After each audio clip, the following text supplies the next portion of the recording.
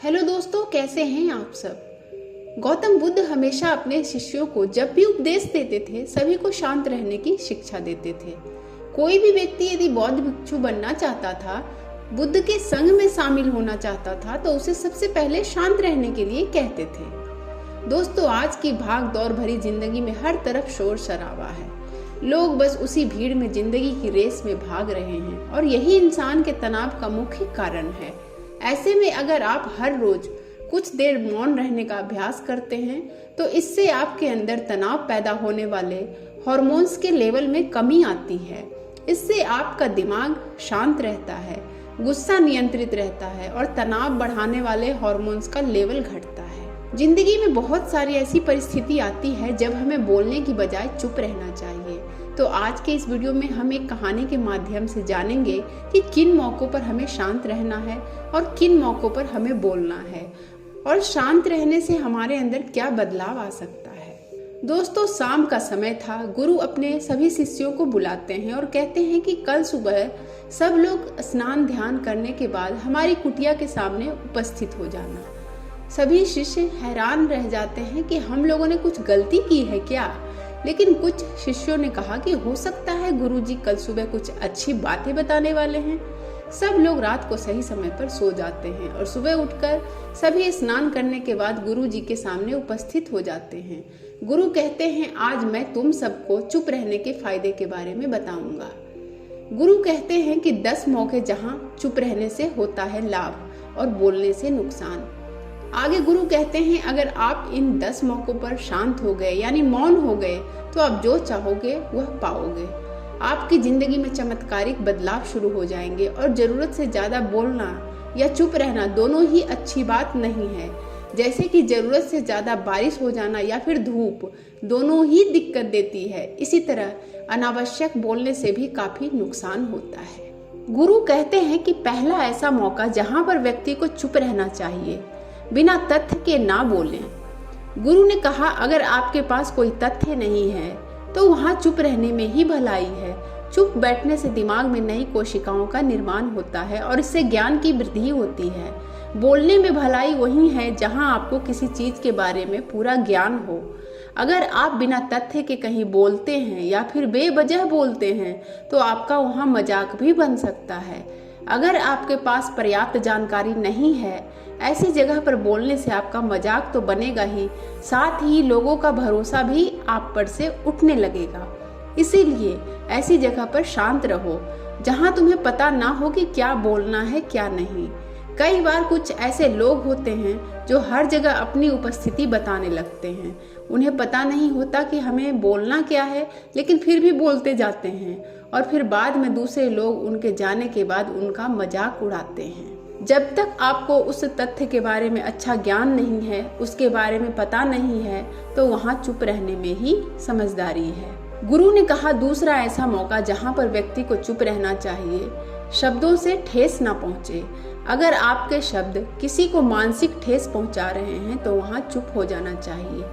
कमजोर व्यक्ति के बारे में कुछ भी बोलकर आप महान नहीं बन सकते हैं। महान आप किसी कमजोर का साथ देने से नहीं बनेंगे। कई बार होता है कुछ लोग अपने से छोटे व्यक्ति को भला बुरा कहते हैं। सामने वाला इंसान तो कद से आपसे छोटा है, वह आपको कुछ नहीं बोलेगा, लेकिन आप उसकी नजरों में गिरते चले जाएंगे। हो सकता है कि कल वह आपसे भी पद में बड़ा हो जाए और जब पद में आपसे बड़ा हो जाएगा तो आज जो रवैया आपका उसके साथ है, आने वाले समय में वह भी आपके साथ करेगा। आप किसी को नीचा दिखाकर बड़ा नहीं बन सकते हैं। बड़ा बनना है तो अपने से छोटे लोगों का इज्जत भी करना सीखें और साथ ही साथ बड़े लोगों का भी सम्मान करना चाहिए। लोगों को लगता है कि अगर वह अकड़कर बोलेंगे और सामने वाले को नीचा गिराने की कोशिश करेंगे तो वह बड़े बन जाएंगे, तो यह उन सब की भूल है। बड़े होने की बजाय आप उनकी नजरों में गिरते चले जाएंगे। गुरु ने आगे कहा, इसीलिए शिष्यों, तुम सब भी जब भी बोलना आदर भाव से बोलना, ताकि तुम्हारी बात लोगों को अच्छी लगे। बोलने में भाई बहन माता पिता इत्यादि संबोधन शब्दों का इस्तेमाल जरूर करना। इससे तुम्हारी मान प्रतिष्ठा तो बढ़ेगी ही, साथ ही साथ लोगों की नजरों में तुम समझदार व्यक्ति बनते जाओगे। गुरु ने आगे कहा, तीसरा मौका जहाँ पर व्यक्ति को चुप रहने में ही भलाई है। क्रोध या घृणा करने वाले लोग, जब कोई अपना या सगा संबंधी आप पर क्रोध कर रहा हो, आपका अपमान कर रहा हो, तो आपको उस वक्त चुप रहना चाहिए ताकि सामने वाले का गुब्बारा पूरी तरह से फट जाए। आप यदि सही हैं तो उससे कतई माफ़ी ना मांगे और चुप रहकर ही सही समय का इंतज़ार करें। वह खुद आपसे माफ़ी मांग लेगा जब उसे अपनी गलती का एहसास हो जाएगा। गुरु आगे कहते हैं कि अगर आपका कोई सगा संबंधी आप पर क्रोध कर रहा हो और आप उस समय शांत हैं, तो यह आदर सम्मान देने की निशानी होती है। इससे ना कोई छोटा होता है और ना ही बड़ा। अगर आपको क्रोध आ रहा है तो आप या तो वहाँ से किसी का अनादर किए बिना चले जाएं या फिर चुप रहें। क्रोध करने से आपके रिश्ते खराब होंगे। क्रोध करने से हमेशा क्रोध करने वाले व्यक्ति का ही बुरा होता है। गुरु आगे कहते हैं कि एक बार की बात है, एक सांप जंगल से भागते हुए किसी राजा के घर में पहुंच गया। लोगों ने छेड़खानी की तो उसे बहुत ही गुस्सा आया, जिससे कि घर में जो तलवार पड़ी हुई थी उसी को लपेटकर उसको कसने लगा और धीरे धीरे उसका पूरा शरीर कट गया। ठीक उसी प्रकार हमारा गुस्सा भी हमारे शरीर को तलवार की भांति काटता रहता है। गुस्सा ध्यान से खत्म होता है। प्रतिदिन अगर आप ध्यान की मुद्रा में बैठते हैं तो आपका गुस्सा आपके नियंत्रण में रहेगा। प्रतिदिन ध्यान का अभ्यास करें। इससे आपके शरीर में जो हार्मोन्स गुस्से को बढ़ावा देते हैं वह सब तुम्हारे नियंत्रण में रहेंगे, जिससे कि शरीर गुस्से पर आसानी से काबू पा लेगा। लेकिन एक तरीका यह भी है कि जब भी आपको गुस्सा आए तो आप यह समझने का प्रयास करें कि क्या मेरा गुस्सा जायज़ है या नहीं, हमें वहाँ पर बोलना चाहिए कि नहीं।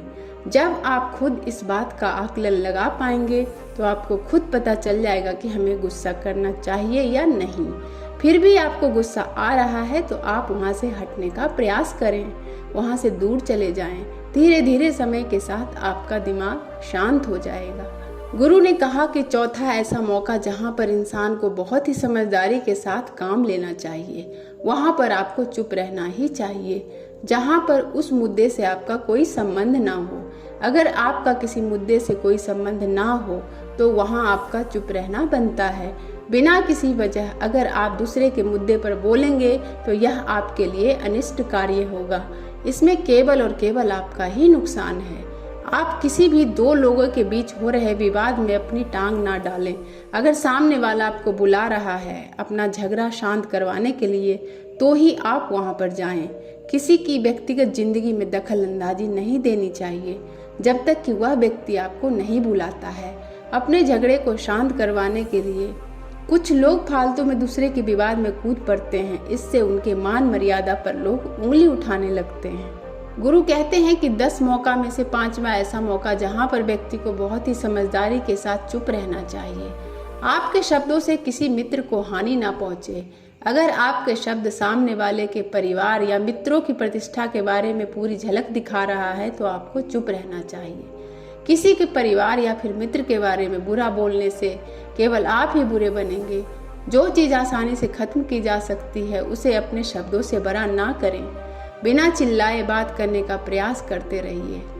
अगर आप बिना चिल्लाए कोई बात नहीं कह सकते तो आपका चुप रहने में ही भलाई है। किसी पर चिल्लाने से आपके व्यवहार के बारे में पता चलता है। ज़्यादा बोलने से चीज़ हमेशा खराब होती है। कई बार कुछ रिश्ते ज़्यादा तेज बोलने की वजह से टूट जाते हैं। इसलिए अपनी आवाज़ में मीठापन लाएं। आपके शब्दों से आपके दोस्त को हानि नहीं पहुंचनी चाहिए। कभी कभी दोस्तों का मजाक जब उड़ा रहे होते हैं तो याद रखें कि आपके शब्दों से किसी का अनादर ना हो। मजाक को भी हमेशा शब्दों के मायने में ही रखें। जहाँ किसी को शब्दों से चोट लगे वहाँ चुप हो जाएं। ज़्यादा बोलने से हमेशा नुकसान ही होता है। किसी और की प्रतिष्ठा को अपने शब्दों के माध्यम से उसे हानि नहीं पहुंचानी चाहिए।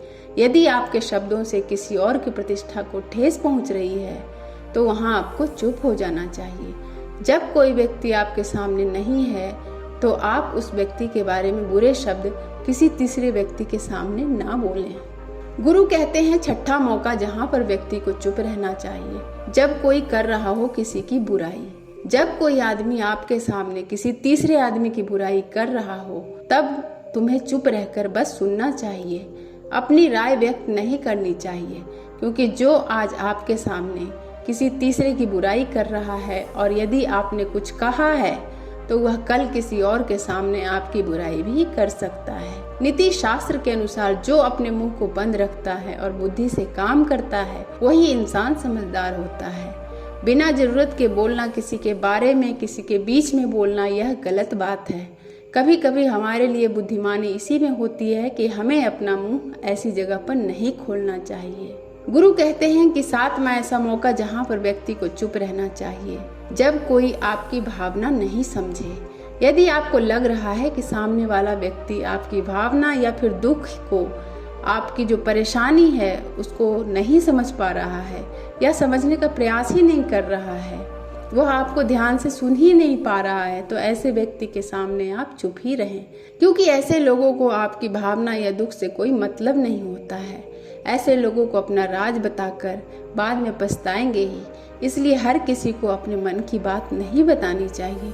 अगर आपको लग रहा है कि सामने वाला आपकी बात को नहीं समझ पा रहा है, आपकी भावनाओं को नहीं समझ पा रहा है, तो वहाँ पर आपको नहीं बोलना चाहिए, क्योंकि आज में आपका मजाक ही बन जाएगा।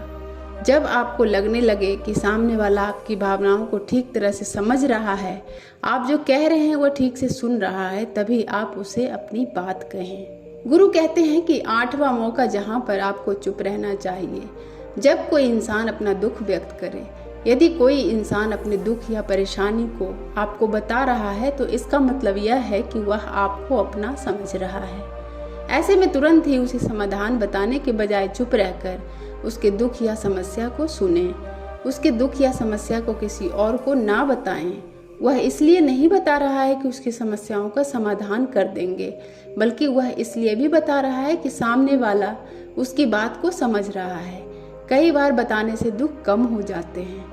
आपको अपना दुख इसलिए बता रहा होगा कि उसे लग रहा है कि आप उसकी बात को समझ रहे हैं। दुख बांटने से कम हो जाता है। इसीलिए जब कोई व्यक्ति अपना दुख आपसे व्यक्त करे तो आप चुप होकर उसकी बात को बहुत ही ध्यान से सुनें, ताकि उसका दुख कम हो जाए, उसके मन का बोझ हल्का हो जाए, क्योंकि उसके मन में जो भी बातें थी वह आपको सब बता दिया है। गुरु आगे कहते हैं कि 10 जगह में से 9वीं ऐसी जगह जहाँ पर आपको चुप रहना चाहिए, जहाँ पर दुष्ट प्रकृति के लोग रह रहे हैं और गाली गलौज कर रहे हों, तो आप वहाँ पर मत जाइए। ऐसी जगह से आप चुपचाप निकल जाएं, अर्थात अपनी प्रतिक्रिया दिए बिना आप वहाँ से चले जाएं, क्योंकि जिसकी जुबान खराब होती है, जो दुष्ट प्रकृति के लोग होते हैं, उनको आप ऐसे समय में नहीं समझा सकते हैं।